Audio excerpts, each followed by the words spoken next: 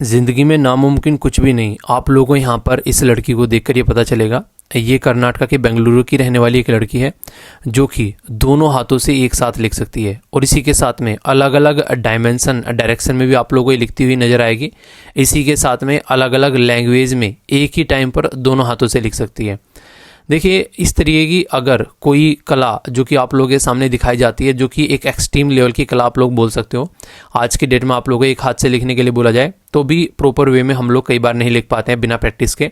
खासकर जब answer writing की बात करते हैं, दोनों हाथों से सेम स्पीड में लिखना, कई सारे लोग बोलेंगे कि हाँ यार ये तो इसे भगवान या वो अल्लाह गॉड जिसका भी आप लोग बोलो वरदान मिला हुआ है।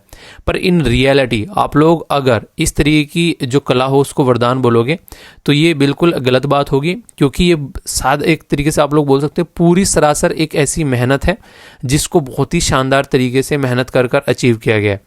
यानी कि कहने का मतलब यह है कि कोई भी इंसान जो है वो मेहनत करके ये चीज़ अचीव कर सकता है। मैक्सिमम लोग ना इस दुनिया में मेहनत करने से डरते हैं, तो अगर आप लोग भी मेहनत करेंगे तो आप लोग भी ये चीज़ अचीव कर सकते हैं। तो यहाँ पर इनके द्वारा शानदार तरीके से मेहनत की गई और जब आप लोगों के सामने रिजल्ट है तो आप लोग इसको वरदान बोल रहे हैं, आप लोग इसको बोल रहे हैं कि क्या जादूगर इंसान है।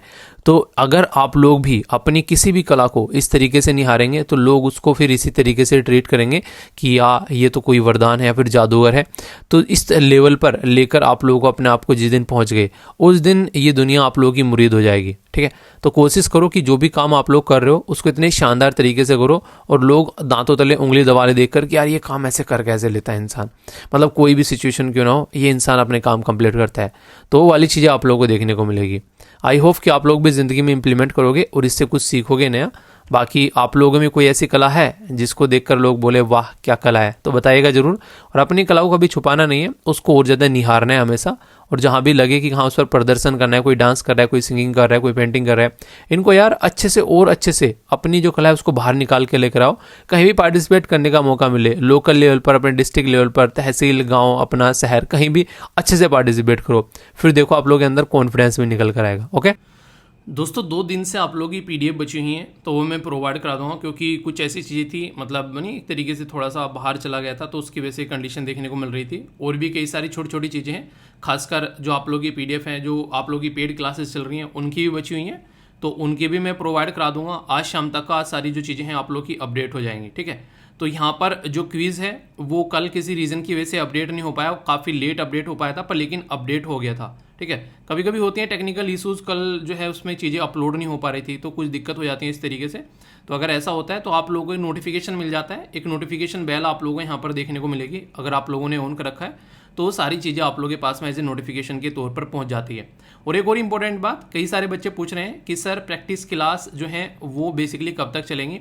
यार वो प्रैक्टिस क्लास जो ईपीएफओ में वो स्टार्ट की गई हैं वो इसलिए स्टार्ट की गई हैं कि एग्जाम तक आप लोगों की चलती रहें। ठीक है, जिसको करनी है वो कर सकता है, जिसको नहीं करनी है तो कोई बात नहीं है। ठीक है, तो सारे सब्जेक्ट मैक्सिमम 1-2 को छोड़कर सबकी प्रैक्टिस क्लास अब चल रही हैं। अगर आप लोगों को लग रहा है कि नहीं यार प्रैक्टिस खुद से कर लेंगे तो आप लोग खुद से कर लीजिए। मेरा पर्पज़ तो ये था कि मैंने कहा जो भी क्वेश्चंस पास में आ रखे हैं उनकी प्रैक्टिस आप लोग स्टार्ट करवा दीजिए। ठीक है, और बाकी साइड में आप लोगों के जो पॉलिटिकल लेक्चर वो मेरे आ ही रहे हैं, तो इस तरीके से आप लोग देखते हैं। हिस्ट्री के 1-2 लेक्चर हो रहे हैं वो भी कंप्लीट हो जाएंगे, मतलब सिलेबस आप लोगों का कंप्लीट हो चुका है। आप लोगों को देखना है कि आप लोगों को प्रैक्टिस खुद से करनी है या फिर टीचर्स के थ्रू करनी है, वरना आप लोग देखते हैं कि चीज़ें आप लोगों की कंप्लीट हो चुकी हैं। तो इस तरीके से है बेसिकली यहाँ पर कि मैंने कहा कि चलो बच्चों की प्रैक्टिस करा दी जाए, तो वो आप लोग के ऊपर डिपेंड करता है। ठीक है, वरना जो टीचर्स हैं वो बेसिकली इस तरीके से उसको लेकर चल रहे हैं कि जिसको करनी होगी तो देखो वो तो अच्छी बात है, और जिसको लग रहा है कि नहीं यार ये तो चीज़ें हम लोग खुद से भी कर सकते हैं तो वो देखिए उनके ऊपर डिपेंड है। तो ये तो बस एक तरीके से आप लोगों के लिए बोनस चल रहा है यहाँ पर। ठीक है, तो बच्चा पूछ रहा है कि सर कोर्स नहीं हुआ गया, तो ये बोनस है एक तरीके से, तो ये आप लोग उनको उस तरीके से लेकर चलिए। बाकी जो यूपीएससी क्लासेस के बारे में मैंने बोला था तो कई सारी जो है आप लोग की गाइडेंस की वीडियो ऑलरेडी आ चुकी हैं, तो उनको आप लोग देखिएगा। 15 तारीख से आप लोग के जो लेक्चर्स हैं वो भी आप लोग के इंट्रोडक्टरी लेक्चर जो है वो स्टार्ट हो जाएंगे, उनको आप लोग देखना। ठीक है, और सीसेट की क्लास जो है वो 20 तारीख से आप लोग की स्टार्ट होगी। तो ये कुछ ऐसी बातें हैं जिसके ऊपर डायरेक्ट का आप लोग कई बार क्वेश्चन पूछ रहे हैं और बाढ़ लगा रखी है यहाँ पर। और दूसरा यार एक ये छोटी सी बात मुझे बोलनी है कि जो भी बच्चा एडमिशन के लिए बोल रहा है, ऐसा नहीं है कि एडमिशन जो है एकदम बंद हो जाएंगे या फिर कुछ ऐसा कुछ हो जाएगा। तो आप लोग थोड़ा सा वो कर लो पेशेंस यार, बहुत ज़्यादा परेशान हो गए बेचारे वहाँ पर जो कस्टमर केयर वाले हैं, मतलब उनको थोड़ा सा एक तरीके से नहीं, उन पर भी थोड़ा रहम करो, आराम से आप लोग थोड़ा सा इंतजार कर लो। ऐसा नहीं कि एकदम इमीडिएटली यार इतना ज़्यादा होच पोच हो जाते हो, तो रिप्लाई कर रहे हैं। ठीक है, तो ऐसा नहीं है कि बिल्कुल सारी चीज़ें बंद हो जाएंगी यार, ऐसा कुछ सोच रहे हो। आराम आराम से हो रहे हैं एडमिशन, तो आराम आराम से उनको होने दो, तो इतना ज़्यादा परेशान होने की जरूरत नहीं है, ठीक है। वो रिप्लाई कर रहे हैं आराम से, तो इसलिए उसको आराम से थोड़ा सा एक तरीके से ना, वो भी इंसान ही है, तो थोड़ा सा अब आप लोगों को नंबर दे रखा है ना, उसके नंबर उसके व्हाट्सएप छोड़ दिया कीजिए वहाँ पर ऑलरेडी, उसके नीचे अपना अपना जो भी क्वेरी है उनको वो रिप्लाई कर देंगे आराम से। अगर कोई लगेगा बात करने वाली बात है तो बात कर लेंगे आराम से, तो टेंशन मत लो।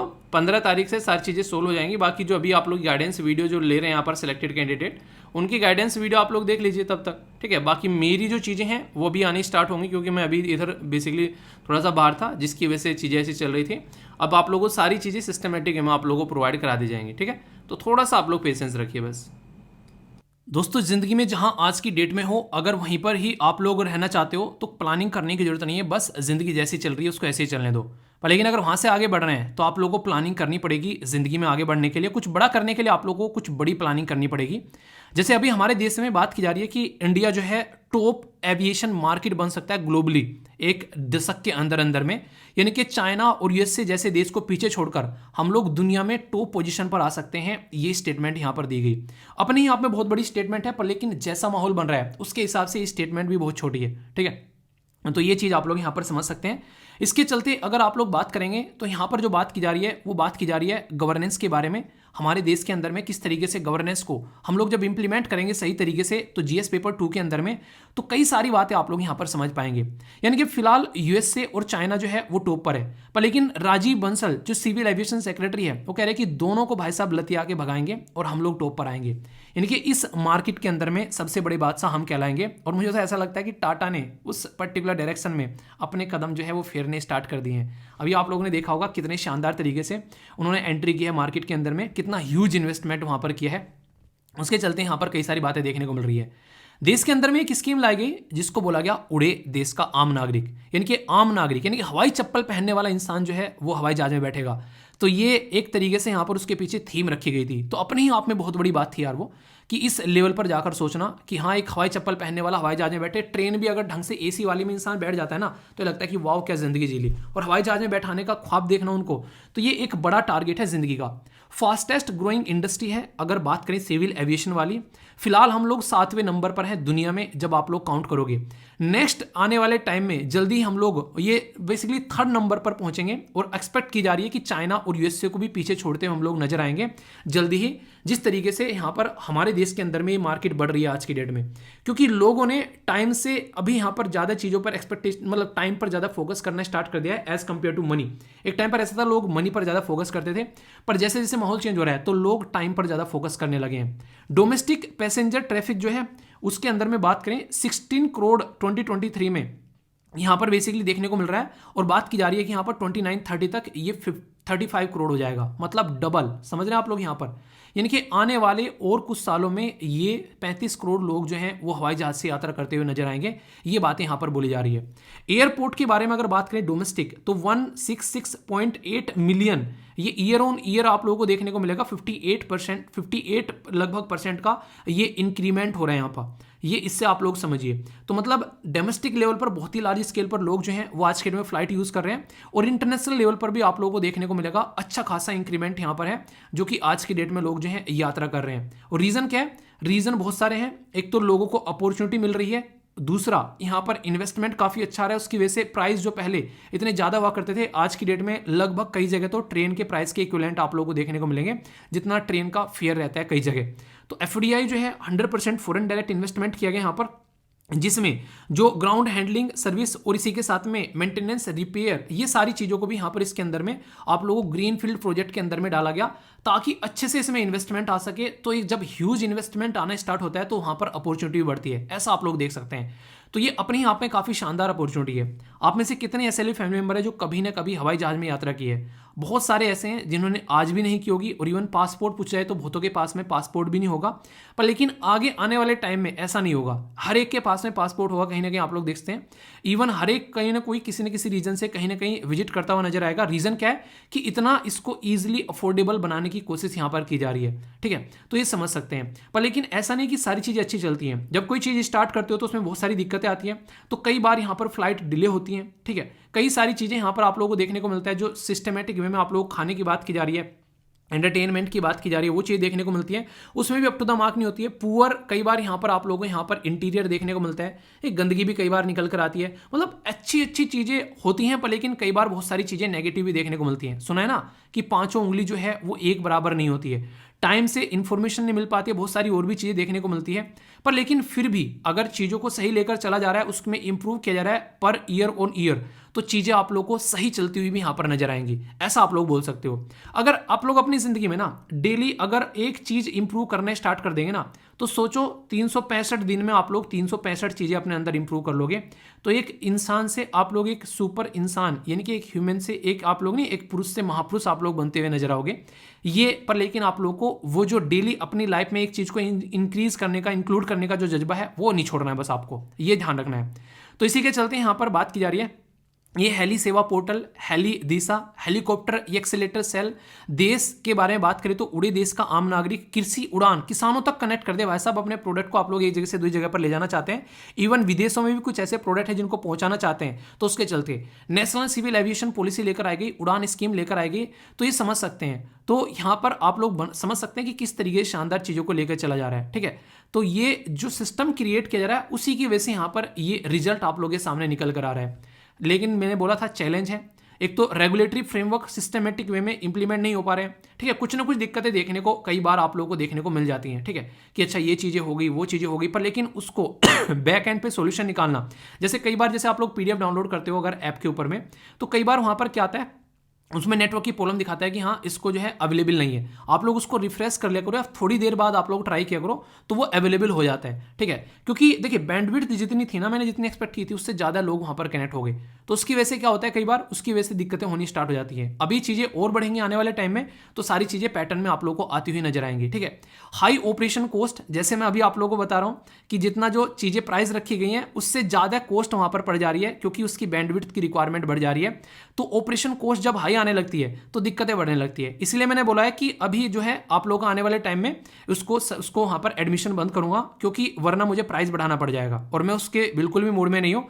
तो कि हाँ उसका कोर्स का प्राइस बढ़ाया जाए, तो क्योंकि जितना अफोर्ड कर पाता हूँ बेसिकली उतनी ही वहाँ पर चीज़ें रहेंगी, वरना उससे बाद में दिक्कत होना स्टार्ट हो जाएंगी। क्योंकि पीछे जो बैक एंड में जो चीज़ों को मेंटेन करने का जो कॉस्ट होता है ना वो कई बार बहुत ज़्यादा बढ़ जाता है, ठीक है। तो पॉकेट से मनी लगने लगे तो फिर किसान का वही बात है, अगर किसान जो खेतों में फसल उगा रहा है और उस फसल में से अगर किसान को ही फिर से उसमें कुछ फायदा नहीं हो रहा है पूरा टाइम देने के बाद में, तो किसान जो है वो कुछ दिनों बाद आत्महत्या कर लेगा। यही कंडीशन देखने को मिलती है। तो एटलीस्ट इतना तो होना चाहिए कि वो जो प्रोडक्ट लगा रहा है उसकी कॉस्ट तो कम से कम वहां से निकलनी चाहिए। तो वो दिक्कतें हैं। सबसे ज़्यादा ऑपरेशन कॉस्ट को कम करने में सबसे ज़्यादा ताकत लगती है हर एक लेवल पर। यहाँ पर सिविल एविएशन की बात करो, वहाँ पर किसानों की बात करो, इवन यहाँ पर अपना आप लोगों को उदाहरण देकर बता रहा हूँ, जो आप लोगों की जो एक तरीके से ऐप है और वेबसाइट है उसकी भी चीज़ें मैं आप लोगों को यहाँ पर बता रहा हूँ। आप लोग जिंदगी में जब कुछ स्टार्ट करेंगे ना तो आप लोगों को समझ में आएगा कि छोटी छोटी चीज़ें कितनी टेंशन देकर जाती हैं। तो यहाँ से आप लोग समझ सकते हैं इंफ्रास्ट्रक्चर बहुत बड़ा इशू आप लोगों को देखने को मिलता है, यानी कि आप लोगों की सारी चीज़ें जो है टाइम पर अवेलेबल रहें। सारी चीज़ें कई बार आप लोगों को देखने को मिलता है कि कुछ जो मैसेज आते हैं उनके रिप्लाई जो है वो लेट हो पाते हैं। रीज़न क्या है? रीजन ये कि स्टाफ और ज्यादा बढ़ाना पड़ेगा। अब स्टाफ बढ़ाना है तो उनकी सबकी सैलरी भी देनी पड़ेगी सबकी, तो सारी चीजें मैनेज करनी पड़ेगी। तो कई बार बहुत सारे काम ऐसे रहते हैं कि इंसान जो है एक एक इंसान बहुत सारे काम कर रहा होता है। क्यों? क्योंकि कॉस्ट कम करनी पड़ती है वहां पर, ताकि उसका प्राइस जो है वो मेंटेन रखा जा सके। तो बहुत सारी चीजें होती हैं यार। तो ये एक जगह नहीं, हर जगह आप लोगों को देखने को मिलेगी। जब बड़ा कोई सिस्टम तैयार किया जाता है ना, बड़ा सिस्टम स्टार्ट किया जाता है, हर एक सिस्टम में आप लोगों को प्रॉब्लम आती हुई नजर आती है। तो यहाँ पर भी ये चैलेंज है इवन। और ये मैं क्यों आप लोगों को उदाहरण दे रहा हूँ, ताकि आप लोग जब आंसर राइटिंग करें तो आप लोग इसको कनेक्ट कर पाएं कि सर ने ये चीजें पढ़ाई थी, इवन ऐप का भी आप लोगों को उदाहरण देकर। तो भूलोगे नहीं, तुरंत आप लोगों को याद आएगा कि चैलेंज क्या क्या है यहाँ पर। और ये चैलेंज सबके लिए, ये इतने कॉमन से चैलेंज है कि हर एक फील्ड में आप लोगों के सामने निकल कर आएंगे, ठीक है। इंटरनेशनल लेवल पर जो ऑर्गेनाइजेशन है, इसके बारे में अक्सर क्वेश्चन आप लोगों से पूछा जाता है कि इसका हेडक्वार्टर कहाँ है।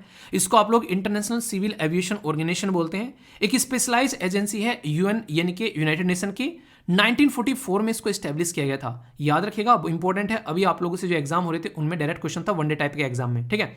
यहाँ पर अगर बात करें, इंटरनेशनल सिविल एविएशन साइन किया गया था 7 दिसंबर 1944 में शिकागो के अंदर में। इसका हेडक्वार्टर आप लोगों को मॉन्ट्रियल कनाडा के अंदर में यहाँ पर देखने को मिलेगा। तो क्या क्या प्रिंसिपल होने चाहिए एक तरीके से एयर ट्रांसपोर्टेशन सेक्टर के, वो ये डिसाइड करते हैं। 193 मेंबर हैं, समझ रहे हैं आप लोग यहाँ पर। तो प्लानिंग कैसे करनी है, कैसे डेवलप करना है इंटरनेशनल एयर ट्रांसपोर्ट, उसके ऊपर काम करता हुआ ये ऑर्गेनाइजेशन यहाँ पर नजर आता है। तो जरूरी है सिस्टमेटिक वे में अगर चीजें लेकर चलनी है तो कोई ना कोई ऐसी ऑर्गेनाइजेशन होनी चाहिए उसको देखने के लिए, ताकि उसका सोल्यूशन यहाँ पर निकाल सके।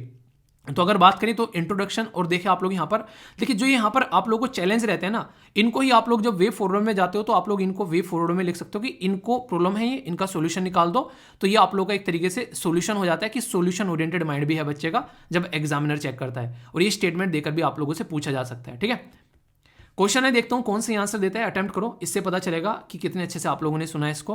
बात की जा रही है कि यहां पर इंटरनेशनल सिविल एविएशन ऑर्गेनाइजेशन के बारे में कौन सी स्टेटमेंट यहां पर करेक्ट है। स्पेशलाइज्ड एजेंसी है यूनाइटेड नेशन की, इसी के साथ में यहां पर इंटरनेशनल सिविल एविएशन ये जो कन्वेंशन था साइन किया गया था 7 दिसंबर 1944 शिकागो के अंदर में। हेडक्वार्टर इसका न्यूयॉर्क यूएसए के अंदर में है, और ऑब्जेक्टिव यही है कि कैसे चीज़ों को आगे लेकर चलना है। ठीक है, जिसको हिंदी में पढ़ना है वो हिंदी में पढ़ सकता है, क्वेश्चन का आंसर जरूर दिया करो।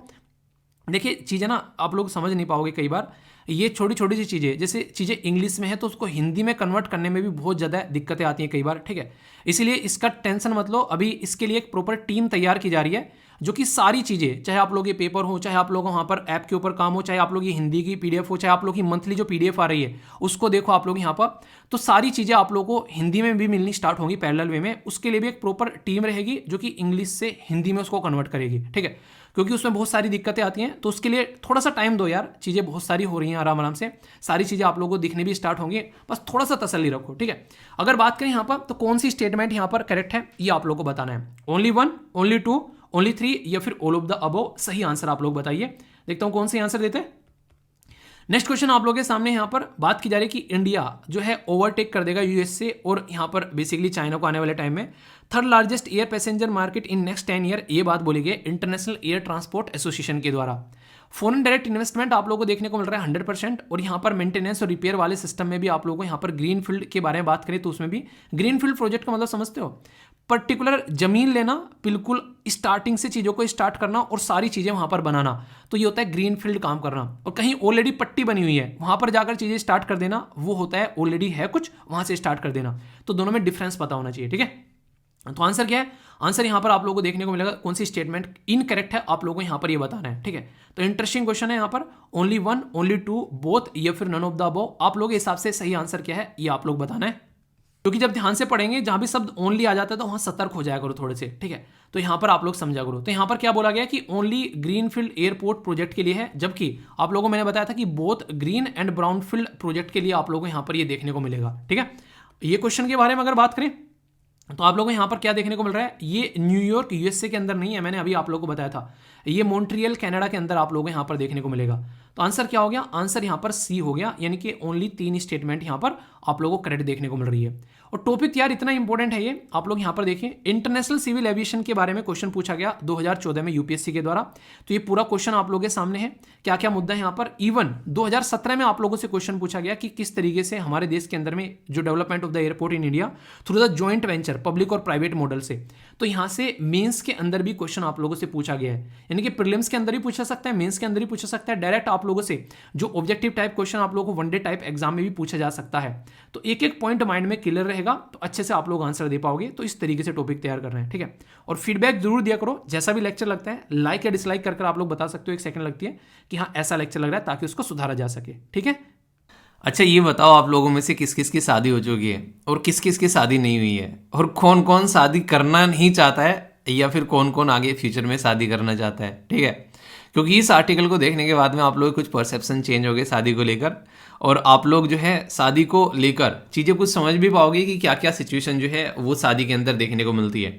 एक शब्द होता है रेप, जिसके साथ में बहुत सारी नेगेटिव चीज़ें जुड़ी हुई हैं। रेप का नाम सुनते ही इंसान को लगता है कि पता नहीं यार, मतलब इंसान के साथ में क्या क्या होगा।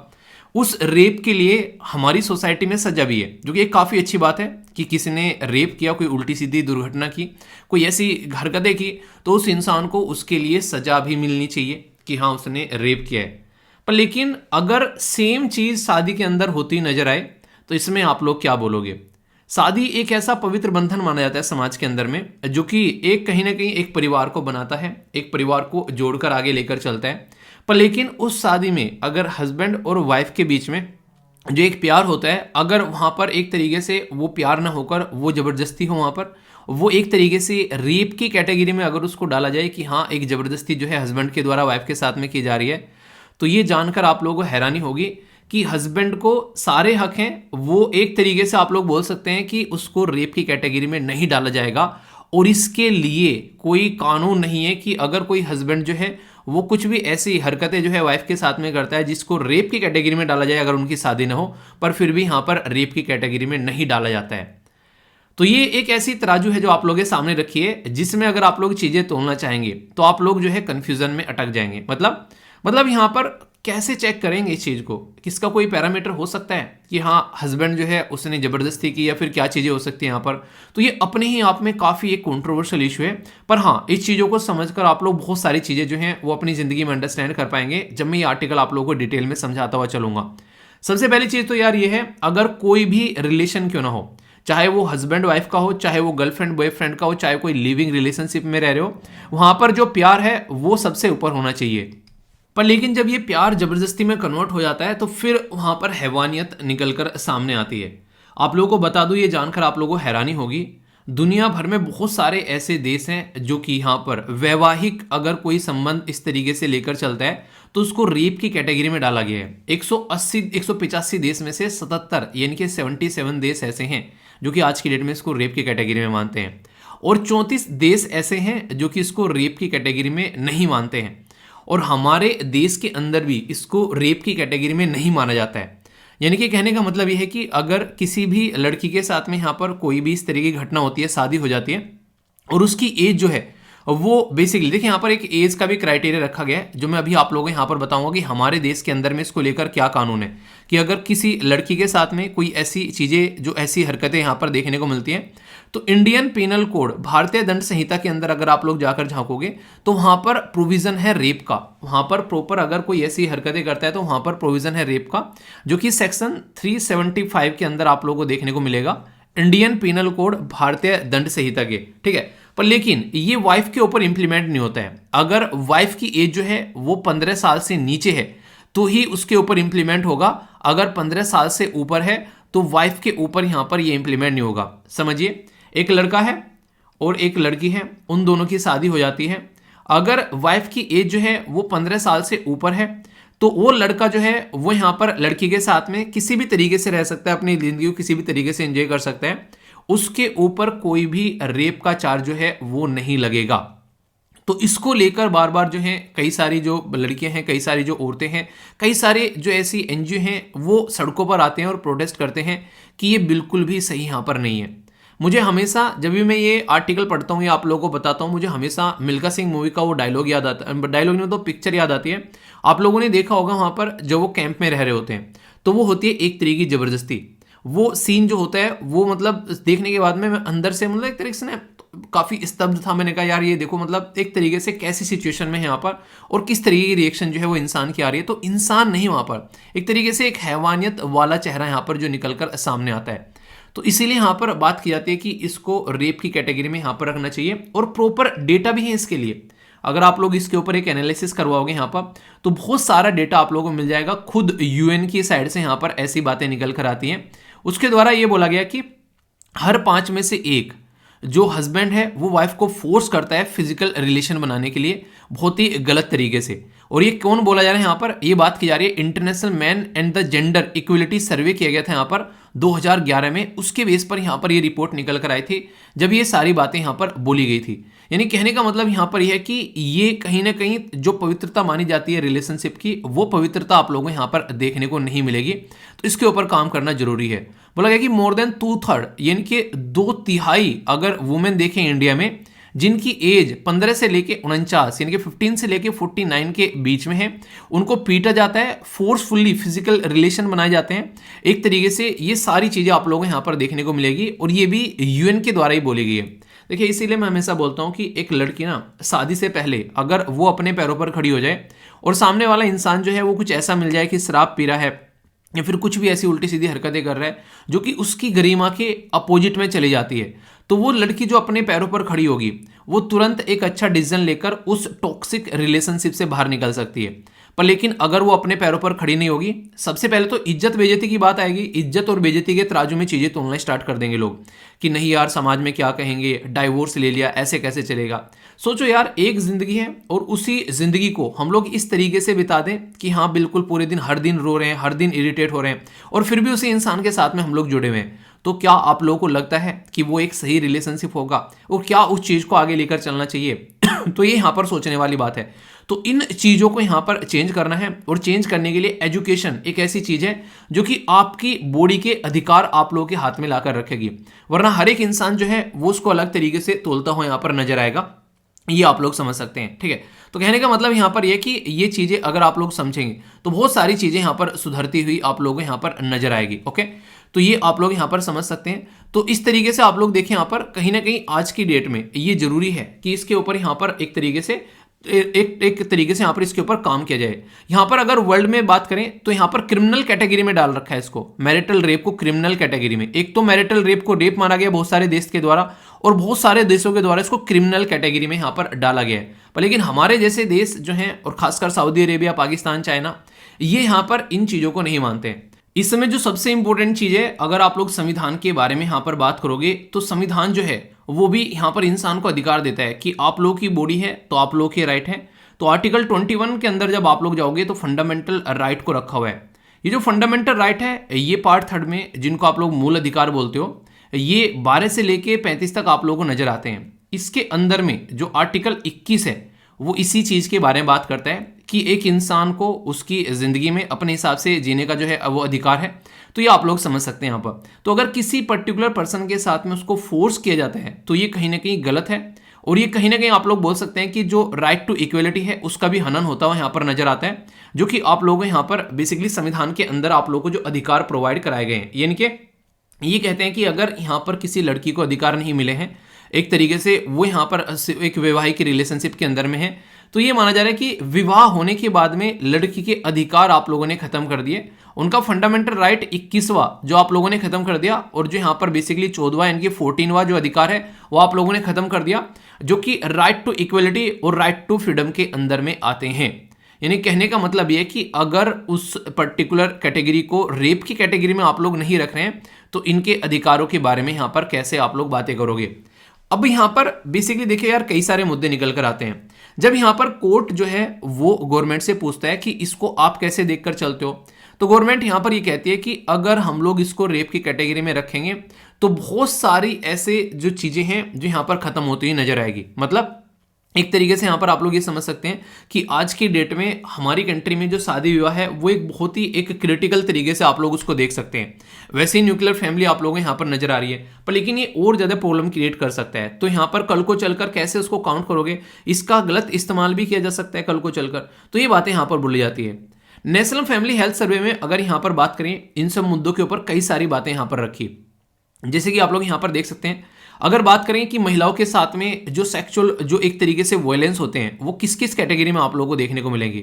एक तो फॉर्मर हस्बैंड, यानी कि एक तरीके से ऐसा नहीं कि एक तरीके से डाइवोर्स ले लिया, एक तरीके से 13.7% जो है ऐसे केसेस यहाँ पर उसके द्वारा यहाँ पर किए जाते हैं। इसी के साथ में यहाँ पर कई सारी जो उल्टी सीधी हरकतें, कोई रिलेटिव है, कोई एम्प्लॉयर है, जहाँ जॉब करने जाती है वहाँ भी आप लोगों को महिलाएं जो है वो सेफ नजर नहीं आएगी। करंट में बात करें तो यहाँ पर आप लोग करंट या फिर फॉर्मर बॉयफ्रेंड के द्वारा भी यहाँ पर कुछ ऐसी जबरदस्ती आप लोगों को देखने को मिलती है, और कुछ ऐसी चीजें जिनको यहाँ पर काउंट भी नहीं किया जा सकता है। तो बहुत ज्यादा सेक्सुअल वायलेंस जो है वो यहाँ पर लड़कियों को झेलने पड़ते हैं, ये आप लोग यहाँ पर बोल सकते हैं। तो इस तरीके से अगर आप लोग देखें, अगर जब यहाँ पर इन चीजों को आप लोग काउंट करते हैं तो बहुत सारी ऐसी महिलाएं जो एम्प्लॉयड भी हैं और मैरिड हैं, 26% जो यहाँ पर ये प्रॉब्लम फेस कर रही हैं। तो सोचो जो जॉब वाली जो औरतें हैं, लड़कियां हैं खासकर, उनको भी बहुत सारी प्रॉब्लम फेस करनी पड़ती है, और जिनके पास में कोई खुद का एक तरीके से जॉब वगैरह कोई ऐसी सोर्स ही नहीं है, जो अपने ऊपर डिपेंडेंट ही नहीं है, उनके साथ में कितनी चीजें होती है आप लोगों को नजर आती होंगी। जो वुमेन है वो खासकर 53% वुमेन जो है वो हस्बैंड से कम कमाती हैं। तो ये भी एक काफी बड़ा रीजन रहता है, कहीं ना कहीं सोसाइटी में उनको वो स्टेटस नहीं मिल पाता है जो उनको मिलना चाहिए। और 12.5% जो एक तरीके से हस्बैंड है वो सोचते हैं कि उनका अधिकार है कि वो अपनी वाइफ के साथ में कैसे भी रिलेशन यहाँ पर बना सकते हैं। तो यार ये एक ऐसी एक घटिया मेंटेलिटी आप लोगों को देखने को मिलेगी। अभी यहाँ पर इसके बारे में आप लोगों को मैं एक छोटी सी इन्फॉर्मेशन शेयर करूंगा। एक पर्टिकुलर कोई इंसान था जो कहीं से काम करके आ रहा था, उसके साथ में उसकी वाइफ थी, उसके हाथ में बच्चा था और उसके इंसान के हाथ में टिफिन था और वाइफ के भी कुछ हाथ में कुछ और भी था, ठीक है। और वो उसको थप्पड़ मारते हुए जा रहा था। मैं मॉर्निंग में रनिंग करते हुए आ रहा था, ये काफ़ी टाइम की बात होगी, लगभग 3-4 साल की बात होगी, जब मैं दिल्ली में रहा करता था उससे पहले लगभग। तो तब की बात है। तो मैंने उसको बोला कि मैंने क्या कर रहे हो ये, तो उसने बोला कि आप कौन। तो मैंने कहा मैं कोई भी हूँ, तुम मार क्यों रहे हो मतलब इसको। तो कह रहा है कि खाना लेके जल्दी आना था, लेट आई है, ये एक तरीके से इसलिए इसको मार रहा हूँ। मतलब वो खाना लेके मॉर्निंग में लेट गई तो उसने उसको मतलब थप्पड़ मारने स्टार्ट कर दिए। और मॉर्निंग की बात करूँ, ये लगभग जब बात मैं आप लोगों को सुना रहा हूँ तो ये ऐसी थी लगभग 5:45 बजे की। मतलब वो चाह रहा था कि वो 4 बजे खाना लेके चले जाए, 5:45 या फिर लगभग ऐसी होगी 6:30 बजे करीब के बाद। तो ये कंडीशन आप लोग यहाँ पर समझ सकते हैं। तो सिचुएशन जो है, मैंने बोला कि हाथ मत लगाना आपकी बार। तो कह रहा कि बाबूजी यहाँ पे तो रोक लोगे, मैं घर जाकर मारूंगा तब क्या कर लोगे। अब बताओ उस इंसान के साथ में क्या किया जाए। और वो औरत जो है वो खुद ये कह रही है कि आप प्लीज़ बीच में मत बोलो, आप प्लीज बीच में मत बोलो, ये हमारा मतलब पर्सनल मैटर है। वो मारे जा रहा है, वो पर्सनल मैटर उसको लेकर, उसकी भी गलती नहीं है क्योंकि उसको भी घर में जाकर रहना है, वो उसके ऊपर डिपेंडेंट है। तो ये बहुत सारे ऐसे केसेस आप लोगों को देखने को मिलते हैं जिसकी वजह से इन चीज़ों के ऊपर और ज़्यादा आप लोगों को एक अलग पैटर्न का जो सिचुएशन आप लोगों को नजर आएगी। और ये आज के डेट में देख सकते हैं कई सारी जगह यहाँ पर मैरिटल रेप जो है उनको अलग तरीके से देखा जा रहा है। यहाँ पर ये एक पैटर्न आप लोगों को ये भी नजर आएगा जहाँ पर थोड़ी पढ़ी लिखी सोसाइटी है, जहाँ पर थोड़े ऐसे लोग हैं जो कि थोड़े ठीक तरीके से चीज़ों को समझ रहे हैं, कहीं ना कहीं एक तरीके से ना थोड़ा सा लड़कियां अपने अधिकारों को जान रही है। तो वहाँ पर आप लोग देखते हैं कुछ थोड़ी सी अच्छी चीज़ें आप लोगों को देखने को मिलती हैं, उनके अधिकारों को ध्यान में रखते हुए ये चीज़ें नजर आती हैं। क्योंकि हमारी कंट्री में ऐसा नहीं है कि कानून नहीं है, हमारी कंट्री में डोमेस्टिक वायलेंस एक्ट है 2005 का, अगर आप लोग बात करोगे, जो कि यहाँ पर इस तरीके की चीज़ों में कोई भी अगर मारपीट होती है तो उनको रोकता है, ठीक है। पर लेकिन वो रेमेडी देता है, वो वहां पर उसको दोषी नहीं ठहराता है। मतलब कहने का क्या है, अगर कोई ऐसी हरकतें करता हुआ पाया जाता है तो इसके लिए कानून है, पर लेकिन यहां पर वो सॉल्यूशन बताता है, कोई प्रोसीडिंग नहीं कि यहां पर जिसने ऐसी हरकतें की है हस्बैंड ने यहां पर उसके खिलाफ कुछ ऐसी बातें कर देगा, मारपीट करेगा, उसके लिए है कि हाँ उसको रोको, मारपीट उसको न करने दो, पर लेकिन ऐसा नहीं कि यहां पर उसके लिए काम किया जाए। हमारे देश के अंदर में इसके लिए आज से बात नहीं चल रही है, इसके ऊपर 2015 से यहाँ पर पिटीशन गई थी कि इसको रोकना है, मैरिटल रेप की कैटेगरी में डालो, कोई ऐसी हरकतें करता है। तो अब तक यहाँ पर अगर आप लोग देखोगे इसको लेकर तब से एक तरीके से स्प्लिट वर्डिक्ट है, यानी कि आधे लोग तो ये बोलते हैं कि हाँ इसको रेप की कैटेगरी में डालना चाहिए, आधे लोग बोलते हैं कि रेप की कैटेगरी में डाले तो सिचुएशन खराब हो जाएगी, रेप की कैटेगरी में इसको नहीं डालना चाहिए। तो कहने का मतलब यार ये सीधा सीधा कि आज भी इसके ऊपर जो है डिबेट और डिस्कशन चलता रहता है। जस्टिस वर्मा कमेटी जो है उसने भी बोला था इसके अंदर अमेंडमेंट करना चाहिए, ठीक है। पर लेकिन बात यही रहती है, यहाँ पर लॉ कमीशन के द्वारा भी एक तरीके से अपनी बातें रखीगी, सुप्रीम कोर्ट अपनी बातें यहाँ पर बोलता है, पर गवर्नमेंट का स्टैंड यहाँ पर ये रहता है कि इसके ऊपर और ज्यादा यहाँ पर चीजें देखनी चाहिए और कहीं ना कहीं इसको क्रिमिनल कैटेगरी में डाल दिया तो जो मैरिज सिस्टम है उसके ऊपर एक इंपैक्ट डालता हुआ काफी ज्यादा यहाँ पर नजर आएगा। मतलब समझ में आ रहा है आप लोग यहाँ पर। तो दोनों तरीके से आप लोगों से अगर कोई चीजें पूछे तो आप लोग यहां पर लिख सकते हैं। आर्ग्यूमेंट अगर बात करें, एक तरीके से आर्ग्यूमेंट देना है कि क्रिमिनलाइजेशन करना है, ठीक है। तो मैरिज को एक तरीके से लाइसेंस की तरीके से नहीं देखना चाहिए कि मैरिज मिल गई तो तुम्हारे को लाइसेंस मिल गया है कि कैसे भी आप लोग अपनी वाइफ को आप लोग ट्रीट कर सकते हो, तो उसके भी बेसिक अधिकार हैं। मतलब ये सारी चीजें आप लोग देखते हैं, ये सब एक तरीके से ये अगर कोई इस तरह की हरकतें करता है तो उसको क्यों यहां पर एक तरीके से अपोज करना चाहिए। जस्टिस वर्मा कमेटी के बारे में यहां पर बोला गया। तो यहां पर रेप तो रेप होता है, चाहे वो वाइफ के साथ में हो, चाहे वो किसी एक दूसरी वुमेन के साथ में हो। तो हमारा जो पैट्रियार्कल माइंडसेट है ना, वो इसको मानने के लिए तैयार नहीं है कि आखिर ऐसा कैसे। आप लोगों ने देखा होगा पहले से यहां पर जो महिला है उसको कंट्रोल रखने की कोशिश की जाती है, तो वही चीजें आप लोगों को यहां पर नजर आती है। तो इसको थोड़ा सा सोच समझकर इसके ऊपर काम करना पड़ेगा। ऐसी बातें यहां पर मैं आप लोगों को बेसिकली यहां पर बताना चाह रहा हूं इस आर्टिकल के थ्रू। तो मतलब क्या यहां पर कि कुछ भी आप लोगों के सामने आए तो आप लोगों को पता होना चाहिए कि क्या इसके लिए सही बातें हैं, क्या इसके लिए गलत बातें हैं। तो अराउंड द वर्ल्ड क्या है इसके बारे में, यूएन जो है वो मैरिटल रेप को एक अलग तरीके से यहां पर देखता आप लोगों को नजर आता है कि एक तरीके से लड़कियों के लिए आज के डेट में जो घर है वही सबसे ज्यादा अनसेफ जगह हो गई है। यानी कि जिस घर में वो रहती हैं उस घर में ही वो कंफर्टेबल फील ना करे तो फिर क्या घर रह गया यार। वो आप लोग खुद सोचो, क्या वो कोई घर रह गया वहां पर। तो ये जरूरी है। तो इसलिए कई सारी कंट्री जैसे यूएसए है, उन्होंने क्रिमिनलाइज कर दिया था 1993 में ऑल 50 स्टेट, ठीक है। कुछ हालांकि कुछ आप लोगों को देख सकते हैं कुछ स्टेट डिफर भी करते हैं इसमें। याद रखिएगा अगर आप लोगों से पूछे कि जो मैरिज है वो कहां पर आता है, तो संविधान के अंदर में आप लोगों को 3 लिस्ट देखने को मिलती है, यूनियन लिस्ट, इसी के साथ में स्टेट लिस्ट और कॉन्करेंट लिस्ट। कॉन्करेंट लिस्ट यानी कि समवर्ती सूची। तो जो रेप है वो समवर्ती सूची के अंदर देखने को मिलेगा। यूनाइटेड किंगडम के अंदर भी यहाँ पर सेंटेंस दिया जाता है लाइफ इम्प्रिजनमेंट अगर वो फोर्स करता है वाइफ को। साउथ अफ्रीका के अंदर में इसको 1993 में, और कनाडा के अंदर भी मैरिटल रेप जो है वो पनिशेबल यहाँ पर रख दिया गया है। बहुत सारी कंट्री ऐसी है जहां पर इसको डिक्रिमिनलाइज कर रखा है, उसमें से हमारा देश भी आप लोगों को यहां पर देखने को मिलेगा। तो इसीलिए कहते हैं कि दोनों तरीके से जो ऑलरेडी देश इसको लेकर चल रहे हैं उनसे सीख सकते हैं कि कैसे हम लोग इस कैटेगरी में यहां पर डाल सकते हैं, और जो यहां पर क्या क्या कमियां और खामियां उसके अंदर हो सकती हैं तो उनको हम लोग इंप्रूव कर सकते हैं। तो ये बातें हैं। तो अब आप लोग बताओ आप लोग किस तरीके से इसको लेना चाहते हैं, आप लोग किस तरीके से इसको समझते हैं। इंटरव्यू में कोई क्वेश्चन पूछ ले आप लोगों से, खासकर लड़कियों से क्वेश्चन पूछा सकते हैं इंटरव्यू भी, और लड़के से भी बन सकता है। तो ये ऐसे क्वेश्चन है, ऐसे टॉपिक है जिसके ऊपर डायरेक्ट आप लोगों से चीजें पूछी जा सकती हैं। ठीक है, बोला गया कि which of the following country criminalize एक तरीके से मैरिटल रेप। तो United State of America, UK, Canada, Italy. सही आंसर क्या है ये आप लोगों को बताना है। 1 2 3 2 3 4 1 3 4 या फिर ऑल ऑफ द अबव। तो सही आंसर क्या है बताइए। सही आंसर है यहाँ पर ए। तो ये अभी डिटेल में मैंने आप लोगों को बताया यहाँ पर, जो कि कंफ्यूजन आप लोगों को नहीं होना चाहिए। ठीक है, आगे बात करते हैं यहाँ पर मैरिटल रेप के बारे में। यहाँ पर क्या क्या चीजें हैं, तो यहाँ पर वाइफ के साथ में अगर वो 15 साल से अगर ऊपर है तो उसको रेप की कैटेगरी नहीं मानी जाएगी। डोमेस्टिक वायलेंस एक्ट आप लोगों को यहाँ पर देखने को मिलेगा, जो हिंट देता है मैरिटल रेप जो है वो एक तरीके से any form of sexual abuse, living relation चाहे कुछ भी हो, तो यहाँ पर एक तरीके से उसके लिए रेमेडी प्रोवाइड कराता है ओनली, ना कि कोई चार्ज लगाता है। तो ये यहाँ पर बोला गया है इस पर्टिकुलर जो एक स्टेटमेंट के अंदर में। कौन सी करेक्ट है, only one, only two, both या फिर नन। तो सही आंसर आप लोगों को बताना है ए, बी, सी या फिर डी। इंटरेस्टिंग चीज यहां पर यह कि इस पर्टिकुलर क्वेश्चन को पढ़ने के बाद में आप लोगों को मुश्किल होगा कि क्या स्टेटमेंट जो है वो गलत है। क्यों?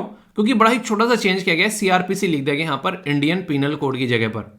तो इंडियन पीनल कोड भारतीय दंड संहिता के अंदर में चीजें आप लोगों को देखने को मिलती हैं। ठीक है, तो फर्स्ट स्टेटमेंट इनकरेक्ट होगी और सेकंड करेक्ट होगी।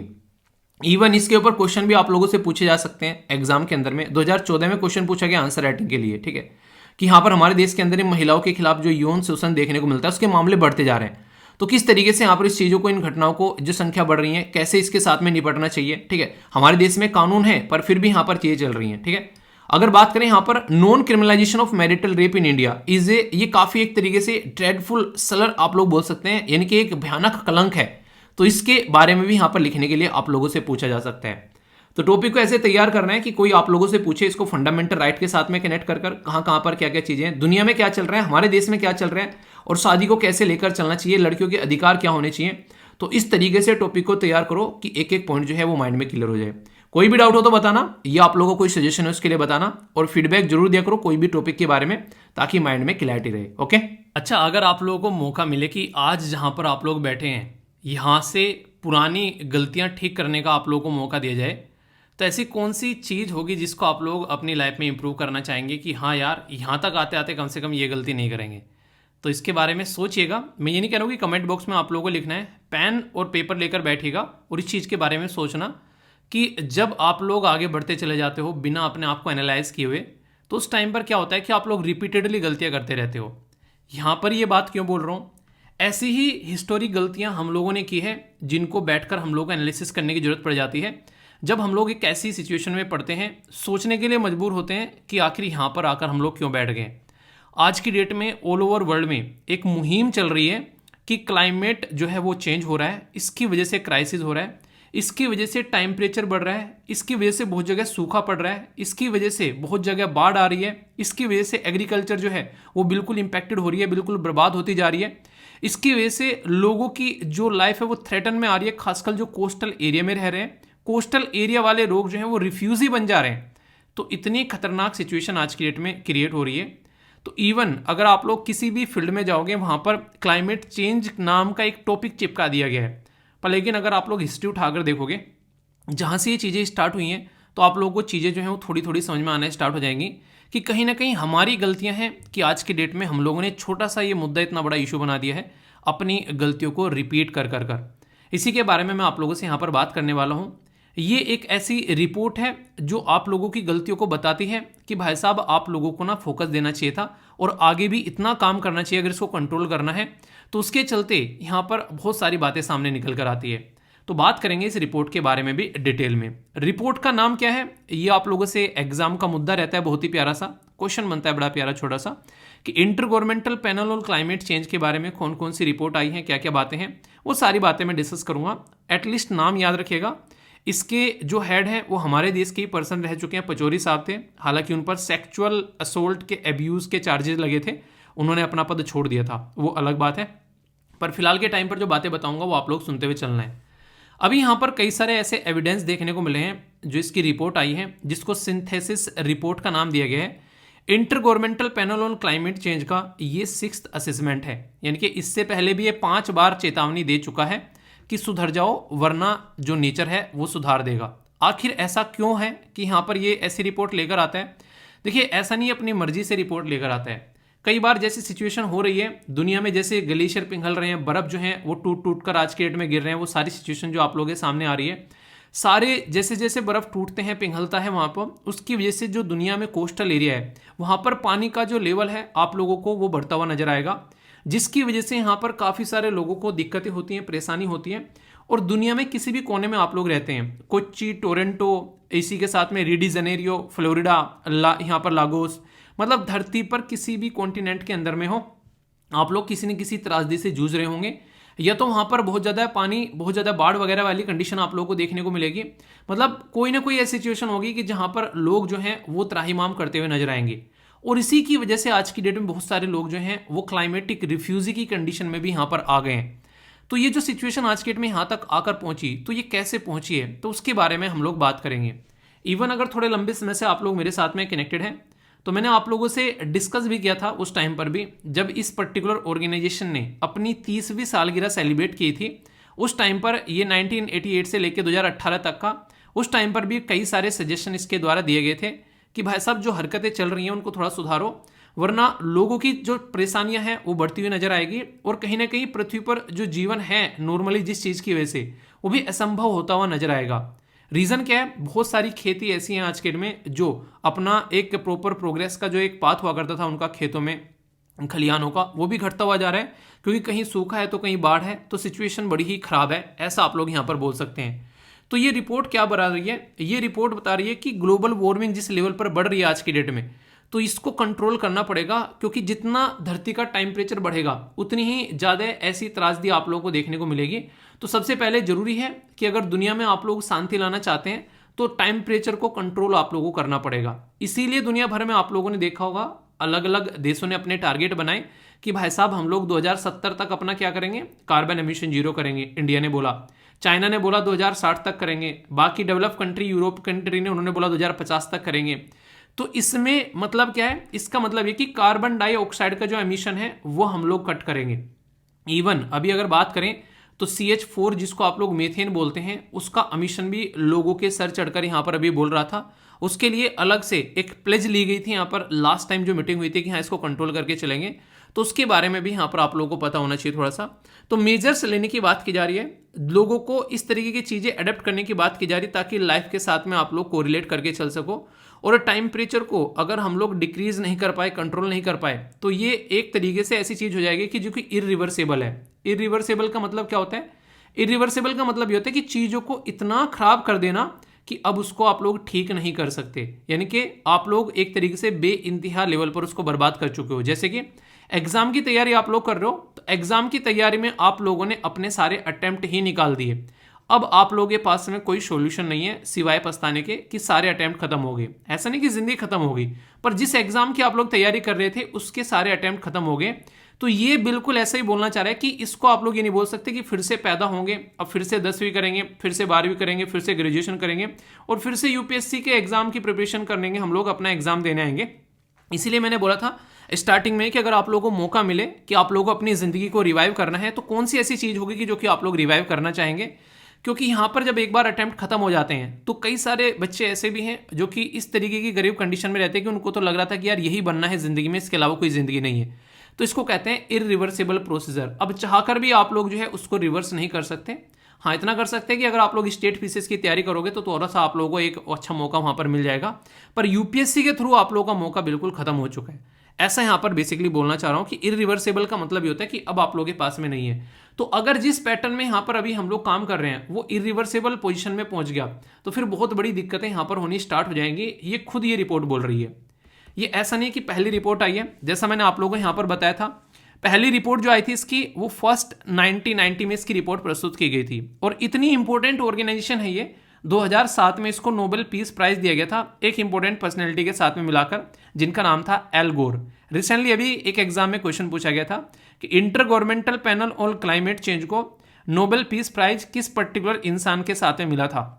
तो यहाँ पर ये यूएसए के वाइस प्रेसिडेंट थे 45वें नंबर के, जिनको यहाँ पर ये पर्टिकुलर प्राइज मिला था। तो ये आप लोगों के लिए इंपॉर्टेंट है क्योंकि ये भी बहुत इंपॉर्टेंट पर्सनैलिटी हैं जिन्होंने इन्वायरमेंट पर बहुत बड़ा फोकस दिया था।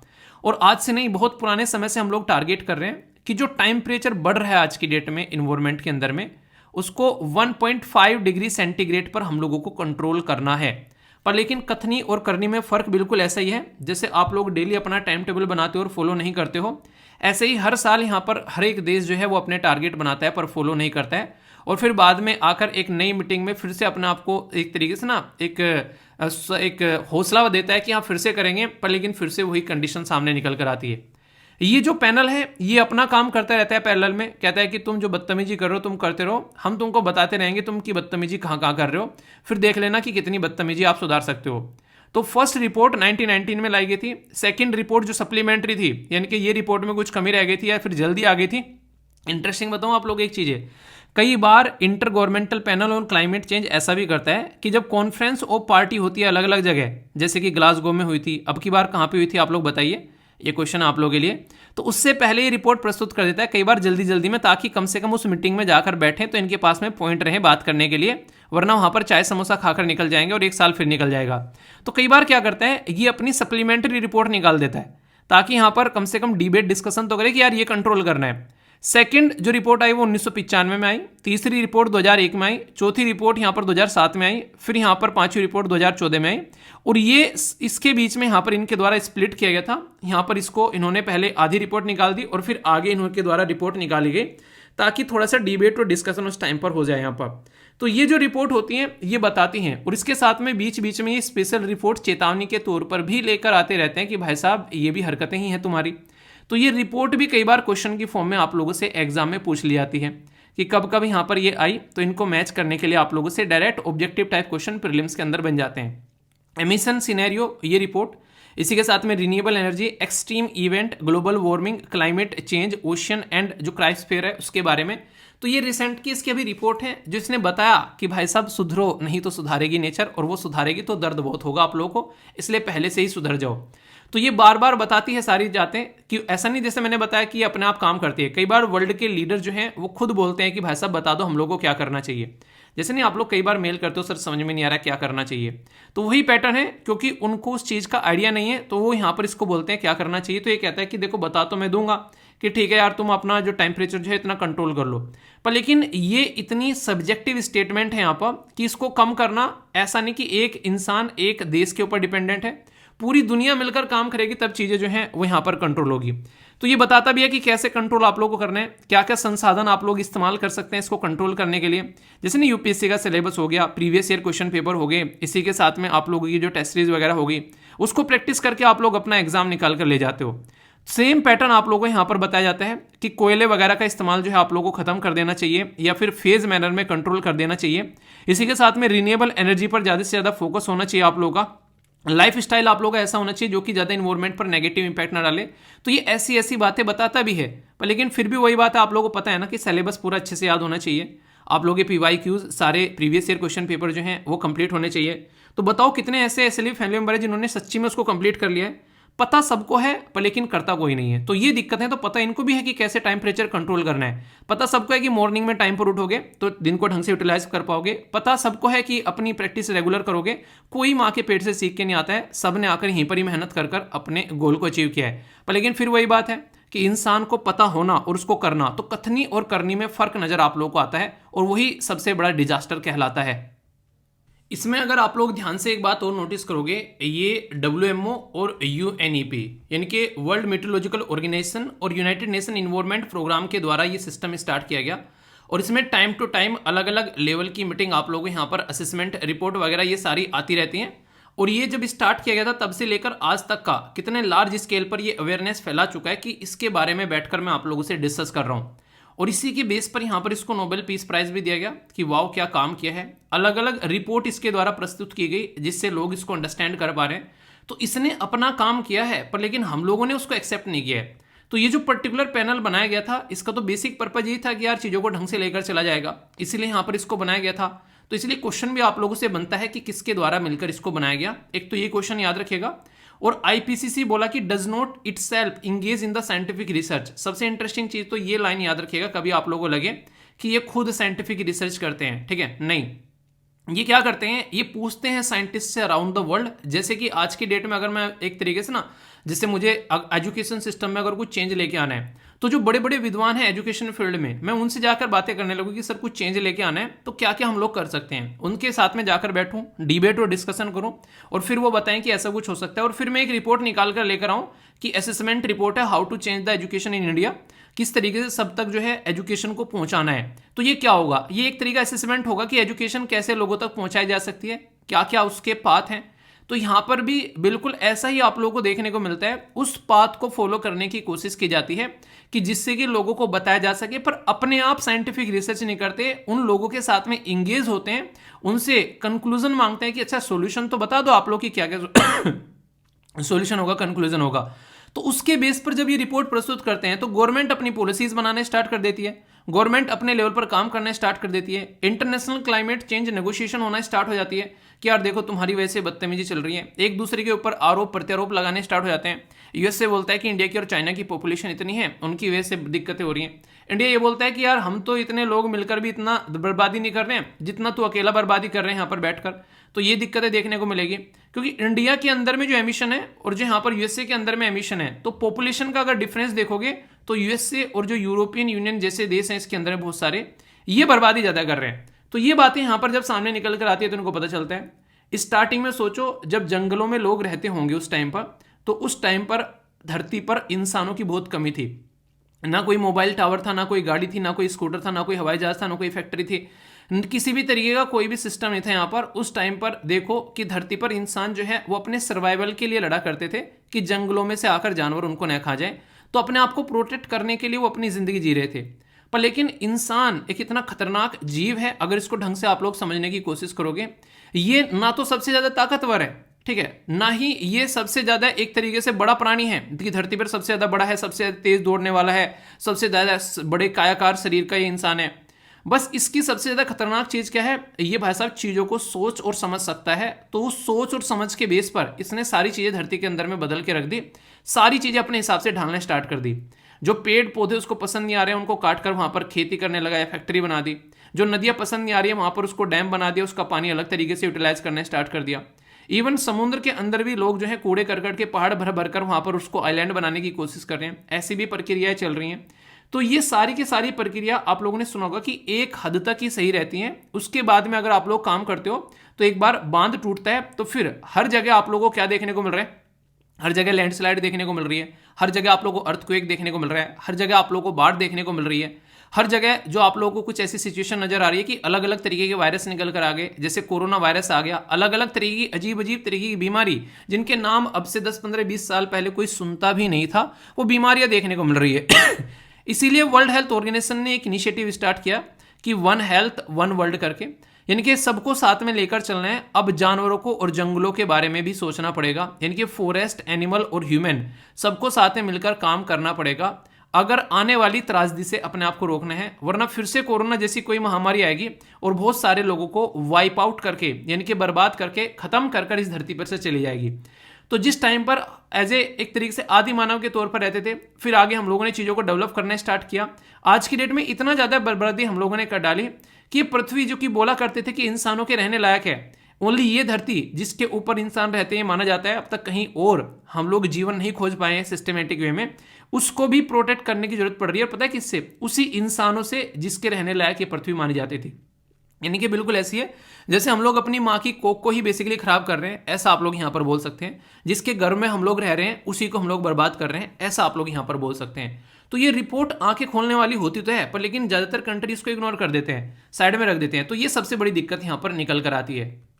टोटल जो की पॉलिसी मैसेज यहाँ पर दिए गए हैं, तो यहाँ पर बताया भी गया है, जैसे आप लोग देखते हैं कि ह्यूमन एक्टिविटी की वजह से क्या क्या दिक्कतें देखने को मिल रही हैं, उसको कंट्रोल करना है, करंट पॉलिसी पर फोकस करना है, एमिशन को, कार्बन का कंट्रोल करना है, ग्रीन हाउस एमिशन को कट करना है, लो कार्बन एमिशन की ओर चलना है, जैसे इलेक्ट्रिफिकेशन वगैरह या फिर बैटरी पावर सिस्टम यूज कर रहे हैं। और सबसे ज्यादा मुझे लगता है कि ये सारी फालतू की चीजें हैं, जब तक इनका कोई मतलब नहीं है, जब तक भाई साहब ये वाला लास्ट वाला सबसे ऊपर ना आ जाए। मैं तो ये कहता हूँ सबसे पहले तो यही आना चाहिए था यहाँ पर पहले नंबर पर, कि पॉलिटिकल कमिटमेंट होना चाहिए। जब तक पॉलिटिशियन हर एक देश के इसके बारे में नहीं सोचेंगे तब तक ये सिचुएशन नहीं सुधरने वाली है।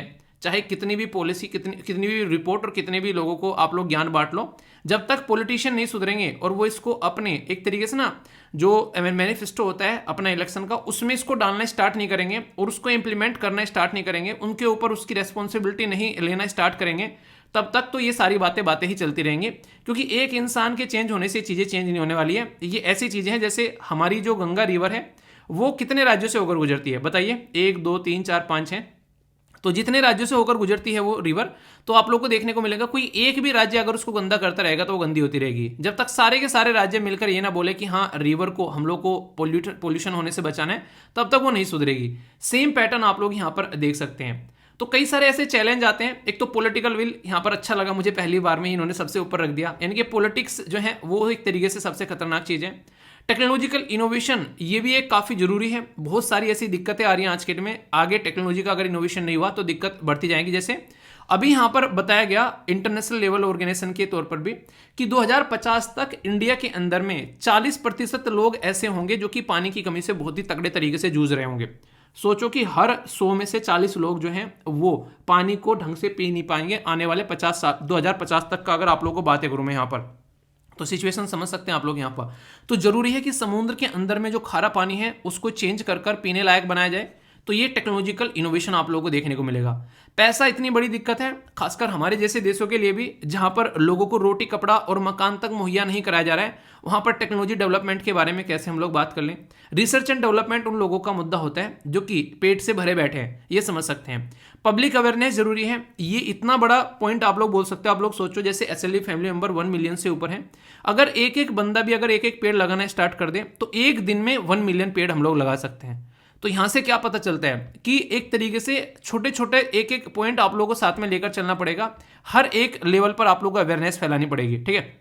तो आप लोग समझ सकते हैं। पर लेकिन पेड़ लगाना तो बहुत बड़ी बात है। मैं बोलता हूं कि वीडियो में आप लोग फीडबैक दे दिया करो, लाइक या डिसलाइक कर कर, उसमें लोगों को आलस आता है। तो सोचो मैं कह दूं कि एक पेड़ लाकर आप लोगों को लगाना है तो कितने सारे लोगों को बोला जाएगा और कितने सारे लोग काम करेंगे।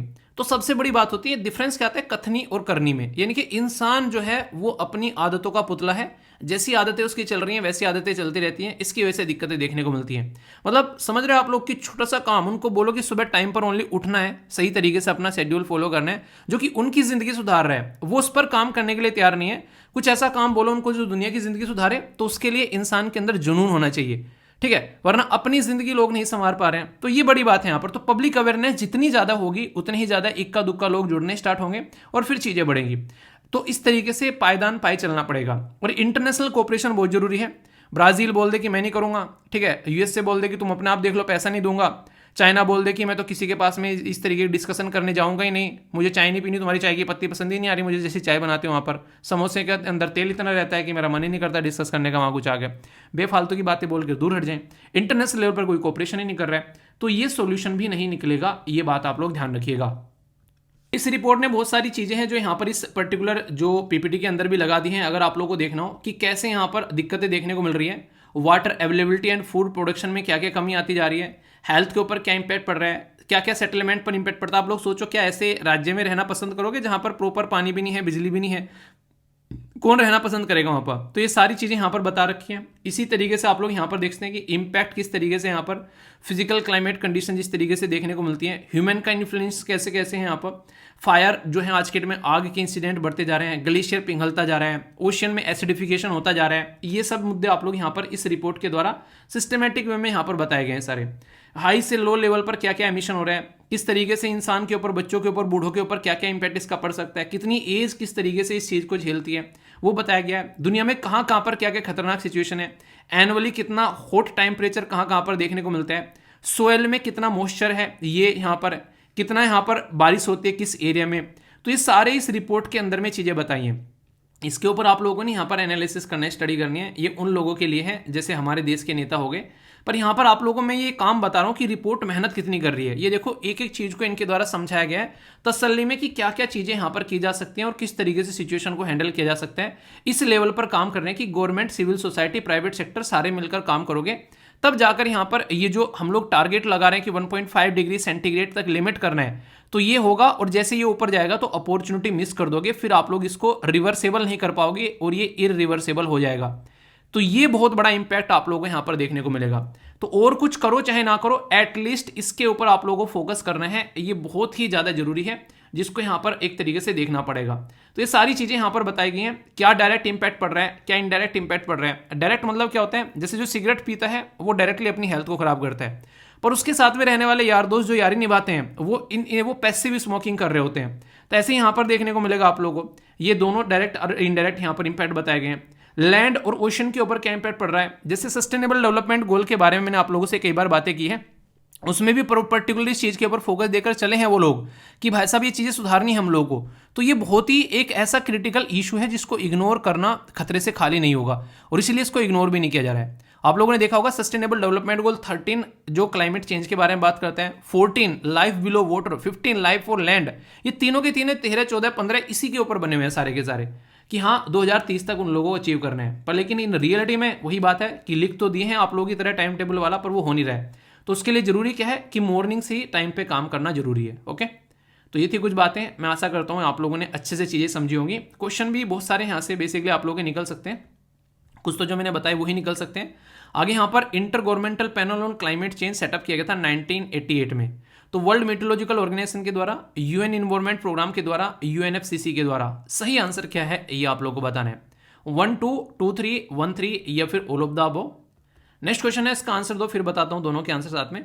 कंसिडर द फॉलोइंग स्टेटमेंट, ये किसके बारे में बात की जा रही है, ये है बेसिकली माल एडॉप्शन। ठीक है, तो एक तरीके से जो माल एडॉप्शन होता है, जो कि एक तरीके से आप लोग गलत काम है ना, एक तरीके से कुछ गलत चल रहा है उसको सुधारने की बात यहाँ पर की जाती है, तो माल एडॉप्शन बेसिकली बोल सकते हैं। तो यहाँ पर किस तरीके से उसको डिफाइन किया जाता है, तो डिफाइन किया जाता है कि चेंज इन द नेचुरल और ह्यूमन सिस्टम, एक तरीके से नेचुरल या फिर ह्यूमन सिस्टम के अंदर में जो चेंज आता है, ठीक है, तो इन एडवर्सली जो इंक्रीज होती है vulnerable to the climate condition, यानी कि बदतमीजी करते जाओ इतनी बढ़ जाए कि उसको आप लोग सुधार भी ना पाओ, तो वो वाली चीजें यहां पर बोली गई है।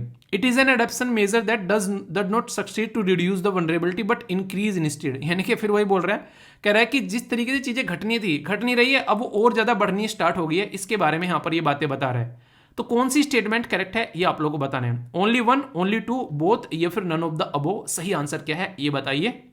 वैसे अगर नाम से और कॉमन सेंस से देखोगे तो आंसर आप लोग दे पाओगे। बोला गया कि इट इज एन एडप्शन, यानी कि एक ऐसा ये एक तरीका है चीजों को अडेप्ट करने का जो डज नॉट सक्सीड, यानी कि जो एक does succeed in reducing the vulnerability. अगर ये सक्सीड कर जाएगा तो फिर इसको मैल एडप्शन कैसे बोलेंगे, यानी कि सक्सीड ही नहीं कर रहा है तो डज नॉट आएगा यहां पर। ठीक है, तो यानी कि एक ऐसा एडप्शन जो कि जो काम दिया गया था उसको काम को कंप्लीट ही नहीं कर पा रहा है, तो यहां पर ये दिक्कत आप लोगों को देखने को मिलेगी। तो मैल एडप्शन के बारे में भी अगर पूछे आप लोगों से, याद रखिएगा कि एक तरीके से जो भी चेंजेस हो रहे हैं ये तो नेचुरल या ह्यूमन की एक्टिविटी की वजह से, और वो इस लेवल पर हो गए कि क्लाइमेट चेंज को और क्या कर रहे हैं, और बढ़ा रहे हैं यहाँ पर, और उसको एक तरीके से उत्तेजित कर रहे हैं, तो उसकी उत्तेजना को बढ़ा रहे हैं और यहाँ पर, तो ये खतरनाक है यहाँ पर। और बाकी आप लोगों को मैंने बताया था 2 ऑर्गेनाइजेशन है, इनके द्वारा मिलकर ये प्रस्तुत किया गया, तो ये आप लोगों के सामने क्वेश्चन नहीं है, बिल्कुल अच्छे से आंसर आप लोगों के सामने है। तो इस तरीके से चीजों को आप लोगों को आगे लेकर चलना है। इसके ऊपर एक क्वेश्चन डालना मैं यहाँ पर भूल गया, आंसर राइटिंग का बड़ा ही प्यारा सा एक क्वेश्चन दूंगा आप लोगों को, जो कि आप लोगों को अटेम्प्ट करना है। वो बेसिकली बात करता है क्लाइमेट चेंज के बारे में, बोलता है climate change is a global problem, और इंडिया कैसे इफेक्ट हो रही है इस तरीके से, हिमालयन रीजन में किस तरीके से क्या क्या इंपैक्ट पड़ रहा है, और कोस्टल एरिया में किस तरीके से क्या क्या इंपैक्ट पड़ रहा है इसकी वजह से, वो सारी बातें आप लोगों को उस पर्टिकुलर क्वेश्चन के अंदर लिखनी है। ठीक है, तो वे फॉरवर्ड आप लोगों को बताई दे कि चैलेंजेस क्या क्या हैं, उनको वे फॉरवर्ड में भी आप लोग कन्वर्ट कर सकते हो।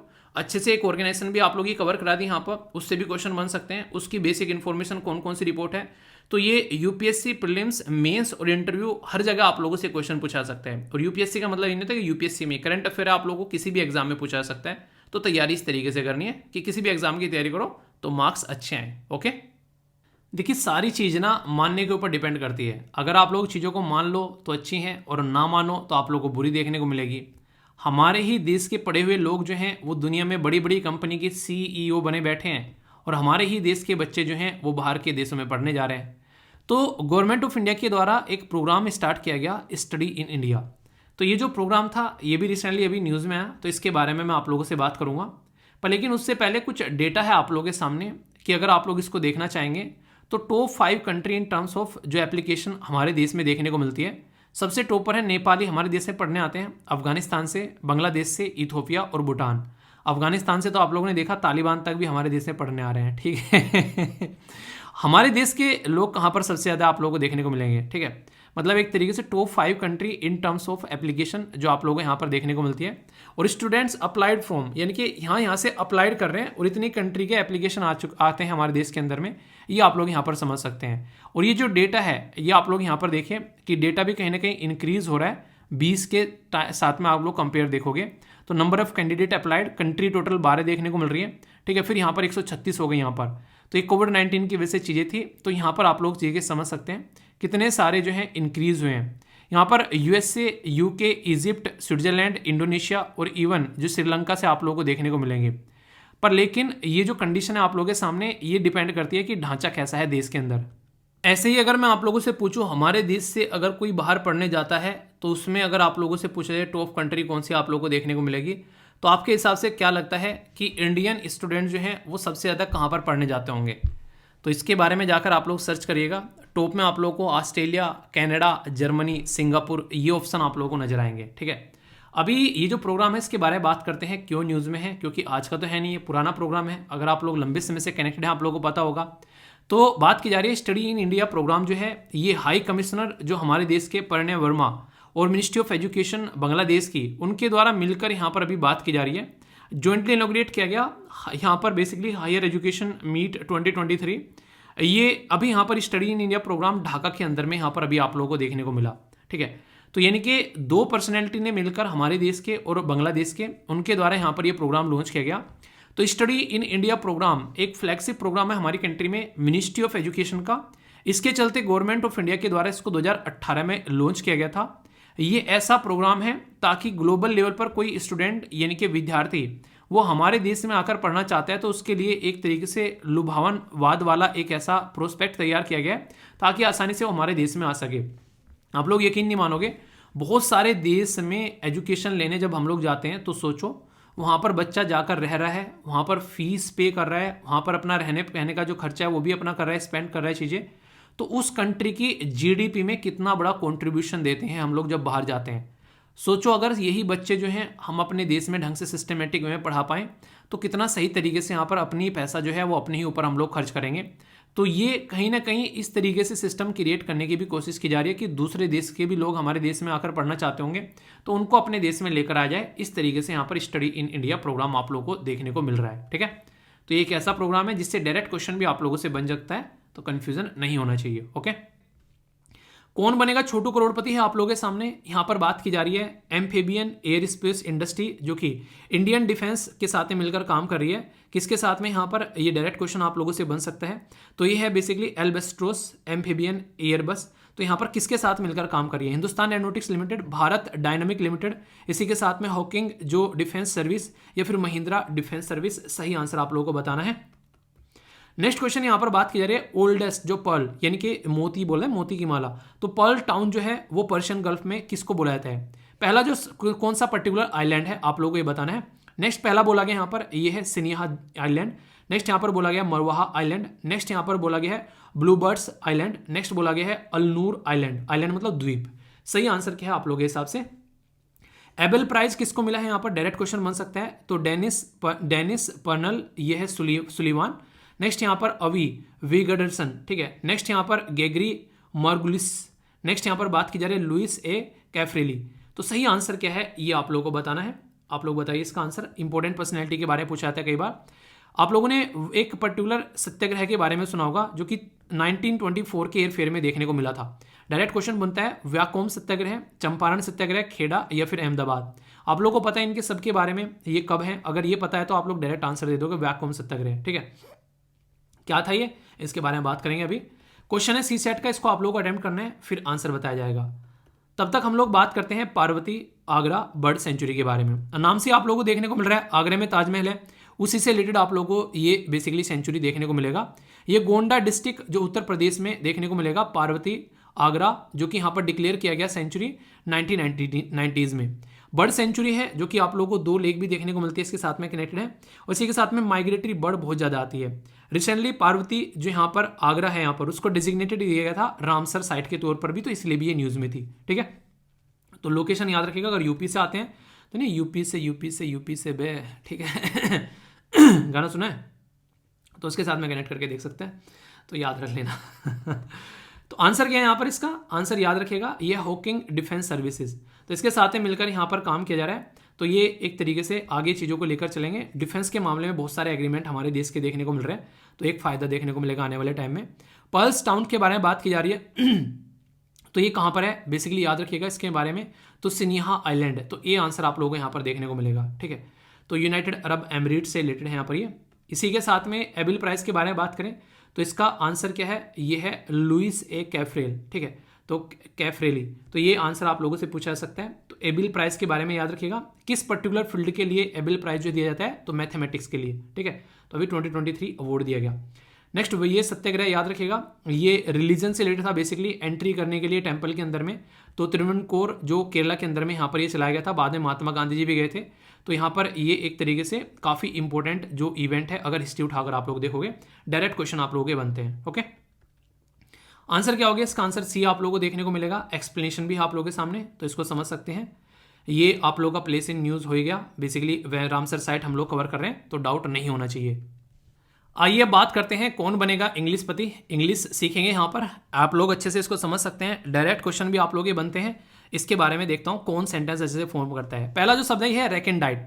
तो यहाँ पर गंभीर, वो नहीं, एक तरीके से आप लोग एक तो बोलते हैं, एक तरीके से ना काफ़ी गंभीर सिचुएशन कई बार बोल देते हैं। ठीक है, तो एक तरीके से जो एक नॉर्मल तरीके से अगर बात करें तो बात कीजिए डिफिकल्ट फॉर वन और ऑर्डिनरी नॉलेज। ठीक है, इंटेलिजेंस टू अंडरस्टैंड, तो इनकी चीज़ों को समझना पड़ेगा। गंभीर समस्या से घिरा हुआ इंसान। ठीक है इंट्रिकेसी का मतलब होता है जटिलता, यानी कितनी कॉम्प्लेक्स सिचुएशन है। डिफिकल्ट सिचुएशन भी आप लोग यहाँ पर बोल सकते हो। तो ऐसी सिचुएशन जो कि काफ़ी कॉम्प्लेक्स हो, तो यहाँ पर आप लोग इसको बोल सकते हो। ठीक है, ये शब्द कई बार रेगुलरली आप लोग न्यूज़ में देखते हो। नेक्स्ट शब्द आप लोगों के सामने ये है रिगेल, मनोरंजन या फिर दावत आप लोग बोल सकते हो, एक तरीके से एंटरटेन करना। ठीक है, विद टॉक, किसी के साथ में एंजॉय करना है। दावत पे चलते हैं, एंटरटेन करेंगे भाई साहब, तो आओ मनोरंजन करते हैं, रिगेल करते हैं, यानी आओ रिगल करते हैं, ऐसे याद रखना, मिलकर गल करते हैं इंजॉय करते हैं लाइफ को। नेक्स्ट शब्द है यहाँ पर यह है कॉनोसोर, यानी कि विशेषज्ञ किसी पर्टिकुलर फील्ड का, जैसे कि आप लोग बोल सकते हैं किसी चीज़ का एक्सपर्ट भी बोल सकते हैं। तो ये शब्द यूज़ किया था कई बार। डायनासोर से याद रखना, वो विशेषज्ञ था आग का। ठीक है कॉनोसोर। नेक्स्ट है यहाँ पर बेविंग, ये है बेसिकली एक तरीके से किसी चीज़ को एक तरीके से ना अपोज करना, सामना करना किसी चीज़ का। ठीक है, दृढ़ता से मिलकर कि हाँ नहीं यार ये चीज़ें नहीं होनी चाहिए, कुछ गलत हो रहा है सोसाइटी में, तो बोल सकते हैं ब्रेव इंसान है। ठीक, तो बेविंग आप लोग बोल सकते हैं किसी चीज़ का सामना करना। तो ये शब्द भी एक इंटरेस्टिंग वर्ड है यहाँ पर ये। ठीक है, तो कोई भी कंफ्यूजन इसको लेकर आप लोगों को नहीं होना चाहिए।